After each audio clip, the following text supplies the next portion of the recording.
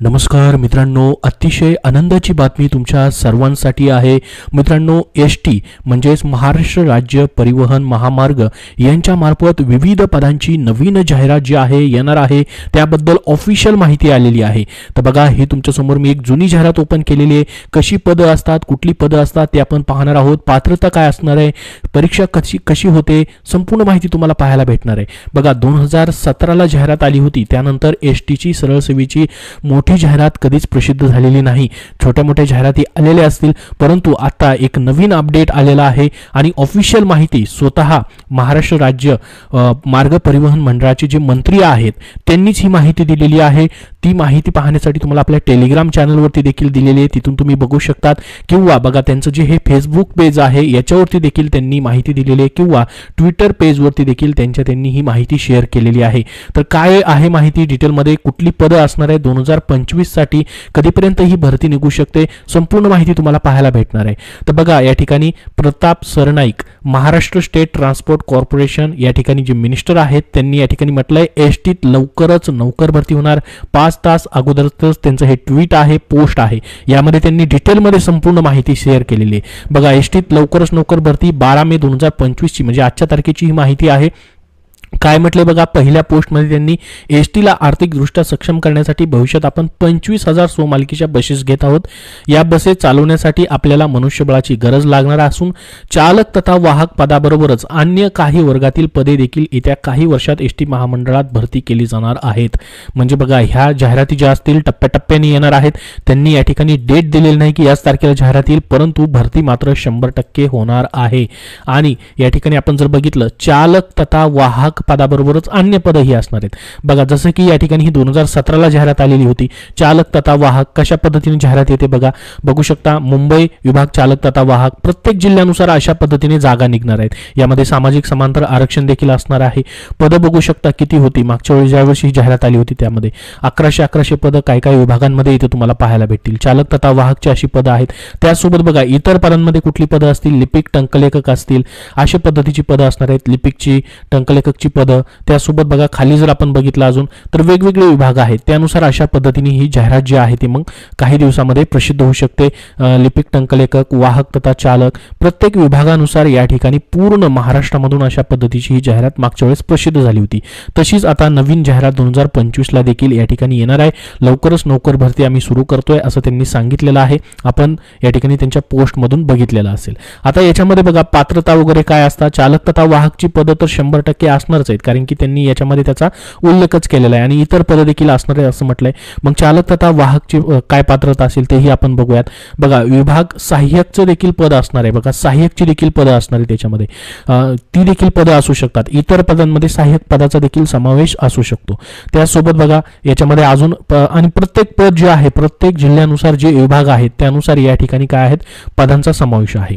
तर याची पात्रता वगैरे आपण पाहणार आहोत। त्याच्या अगोदर बघा, अजून पुढे त्यांनी काय म्हटलेलं आहे, ही जी पदं असणार आहे एसटी महामंडळामध्ये त्याची जागा निघणार आहेत। तर 2 नंबरच्या पोस्टमध्ये त्यांनी म्हटलंय, येत्या काही वर्षात निवृत्त होणाऱ्या कर्मचाऱ्यांची लक्षणीय संख्या लक्षात घेता भरती करणे अत्यंत आवश्यक असून याबाबतचा ठरावाला एसटी महामंडळाच्या 307व्या बैठकीमध्ये मान्यता देण्यात आली आहे। तसेच सदर प्रस्ताव शासनाच्या मंजुरीसाठी पाठवण्यात येईल। बघा, आज या ठिकाणी जी बैठक झाली मंत्रिमंडळाची त्यामध्ये 307व्या बैठकीमध्ये मान्यता भेटले, आणि याचा आता प्रस्ताव जो आहे म्हणजे भरती करण्यासाठीचा प्रस्ताव जो आहे त्याला मान्यता भेटली, म्हणजे प्रस्तावाला देखील मान्यता लवकरच भेटेल। आता हा प्रस्ताव किती लवकरात लवकर पाठवला जातोय आणि त्याला मान्यता होऊन तो कधी वापस येतोय, त्याच्यानंतर मग तुमची जाहिरात निघेल। बघा, एक प्रोसेस आहे या ठिकाणी जाहिरात निघण्याची। अगोदर बैठकीमध्ये त्याला मान्यता भेटते, मान्यता भेटलेली आहे, तुमच्यासाठी मोठी गोष्ट आहे। त्यासोबत आता मग त्याचा प्रस्ताव जो आहे महामंडळ, एसटी महामंडळ जे ऍडमिनिस्ट्रेटिव्ह विभाग आहे तो प्रस्ताव तयार करेल। मग तो मंत्र्याच्या मान्यतेसाठी असेल किंवा जो वरच्या स्तरावरती मान्यतेसाठी पाठवला जाईल की एवढी पदं आहेत, अशा पद्धतीची जाहिरात काढायची। त्याला प्रस्तावाला मान्यता झाली की फायनल जाहिरात मग तुमची या ठिकाणी एसटी महामंडळाची निघेल।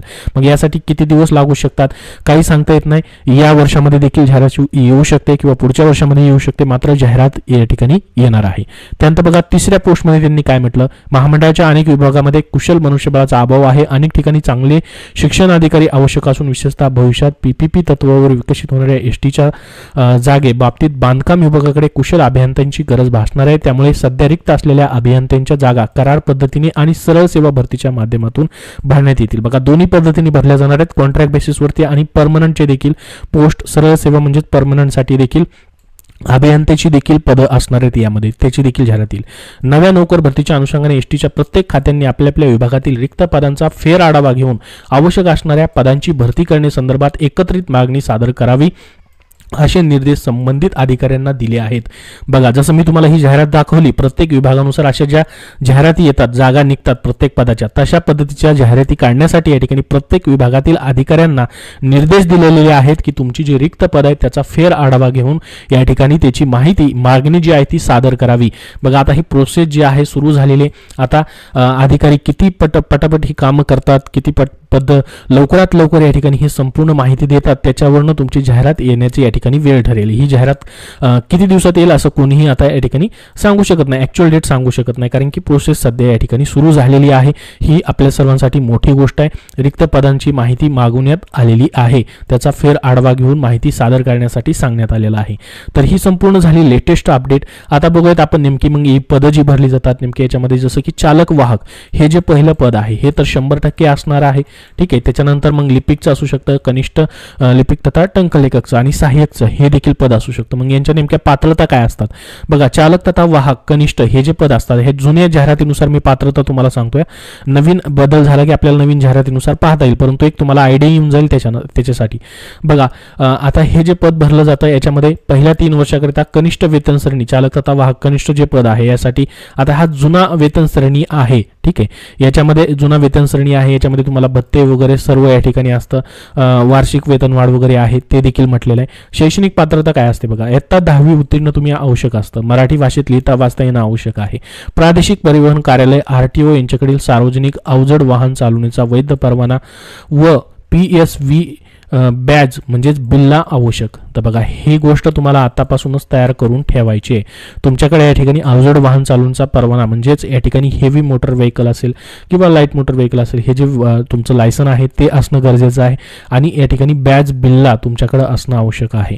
प्रादेशिक परिवहन कार्यालय RTO यांच्याकडील वाहकाचा वैध परवाना व बॅज बिल्ला नियुक्तीपूर्वी सादर करणं आवश्यक राहील.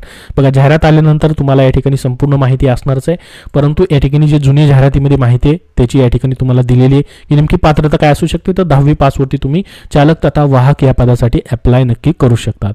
तर त्याचबरोबर बघा अनुभव, या ठिकाणी अनुभवाबद्दल देखील माहिती आहे. शारीरिक पात्रता देखील त्यांनी या ठिकाणी मागितलेली होती जुन्या जाहिरातीमध्ये. उंची किमान 160 सेंटीमीटर, कमाल 180 सेंटीमीटर पर्यंत. दृष्टी, रंग आंधळेपणा, बघा या ठिकाणी चालकासाठी दृष्टी खूप महत्त्वाची आहे. चष्म्याविरहित दृष्टी किती असायला पाहिजे, काय असायला पाहिजे तेही या ठिकाणी दिलेलं आहे. रात अंधारपणा हा दोष असल्यास अपात्र होऊ शकता. वयोमर्यादा आपल्याला नवीन जाहिरात आल्यानंतर या ठिकाणी पाहायला भेटणार आहे. भरतीची निवड प्रक्रिया कशी होते तर तुमची या ठिकाणी लेखी परीक्षा असणार आहे. त्यासोबत या ठिकाणी वाहन चालन चाचणी, व्यवसाय चाचणी व गुण उतरण्यासाठी किमान आवश्यक गुण, वाहन चालन चाचणी देखील तुमची या ठिकाणी असेल. त्यासाठी या ठिकाणी किती गुण वगैरे असतील ते नवीन जाहिरात आल्यानंतर आपल्याला सविस्तर या ठिकाणी समजणार आहे. बघा लेखी परीक्षेतील गुणांवर 40% भारांक, वाहन चालवणी चाचणीमधील गुणांवरती 60% भारांक असणार आहे. म्हणजे बघा लेखी परीक्षा समजा 100 गुणांची परीक्षा आहे तर 40 गुण त्याचे आणि 60 गुण या ठिकाणी ड्रायव्हिंगचे असणार आहेत. अशा पद्धतीची या ठिकाणी ही प्रक्रिया असणार आहे. मुलाखत न घेता प्रयोगनीय आहे तुमची लेखी परीक्षा आणि वाहन चालन चाचणी याच्यावरतीच तुमचं सिलेक्शन होतं, मुलाखत वगैरे याच्यामध्ये असणार नाही. तर आता नव्याने जी भरती होईल ती कशा पद्धतीने होणार आहे ती संपूर्ण माहिती आपण बघणार आहोत. बघा त्याच्यासोबत या ठिकाणी लिपिक टंकलेखक हे जे पद आहे याच्यासाठी देखील तुम्हाला टायपिंग लागणार आहे. मराठी 30 व इंग्रजी 40 हे देखील तुमच्याकडे असणं गरजेचं आहे आणि पदवीवरती यासाठी तुम्हाला अप्लाय करता येतं. त्यानंतर बघा सहाय्यकचं जर पद आलं तर सहाय्यक पदासाठी काय पात्रता असू शकते. बघा सहाय्यक पदाकरिता या ठिकाणी त्यांनी म्हटलेलं आहे की याच्यामध्ये सहाय्यकामध्ये काय काय असू शकतं. बघा मोटर मेकॅनिक, डिझेल मेकॅनिक, त्याचबरोबर सीट मेटल वर्कर, त्यानंतर ॲटो इलेक्ट्रिशियन्स, DC, ब्लॅकस्मिथ, वेल्डर, हे जे ITI जे आहेत ज्यांचं ITI झालेलं आहे याच्यामधून, टायर फिटर असेल, ह्यामधून हे सहाय्यकचं पद भरलं जाऊ शकतं. तर ITI वाल्यांसाठी देखील या ठिकाणी महत्त्वाची या ठिकाणी ही भरती असणार आहे. तर अशा पद्धतीची ही जाहिरात जी आहे प्रसिद्ध होऊ शकते, लवकरच आपल्याला पाहायला भेटेल. तुम्हाला एक माहितीस्तव ही जुनी जाहिरात मी या ठिकाणी दाखवलेली सध्या जाहिरात आलेली नाही हे लक्षात राहू द्या. तुम्ही म्हणाल की ही जाहिरात आली नक्की काय. तर बघा ही नवीन अपडेट होतं, याच्यामध्ये स्वतः मंत्र्यांनी या ठिकाणी पोस्ट करून माहिती दिलेली आहे. एस टीमध्ये लवकरच ही नोकर भरती जी आहे ती सुरू होणार आहे. याबद्दल तुमचे अजून काय प्रश्न असतील तर कमेंट बॉक्समध्ये नक्की विचारा. हा व्हिडिओ नक्की लाईक करा व शेअर करा, जेणेकरून सर्वांना ही माहिती समजेल. आणि पुढील अपडेट पाहण्यासाठी आपल्या चॅनलला सबस्क्राईब करून ठेवा. धन्यवाद.